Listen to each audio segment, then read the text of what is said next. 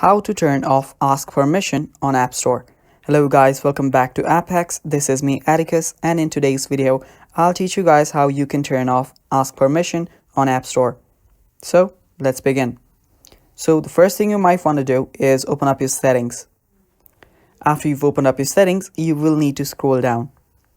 Now after scrolling down, you will see a setting called Screen Time. Tap on it. Now after you're here, scroll down. And after you scroll down for a bit, you will see the restriction section. Now under there, tap on content and privacy restrictions. Now after you're there, go to iTunes and App Store purchases. Now after you're here, tap under this require password, select don't require. After you do that, you will see a lot of other options too.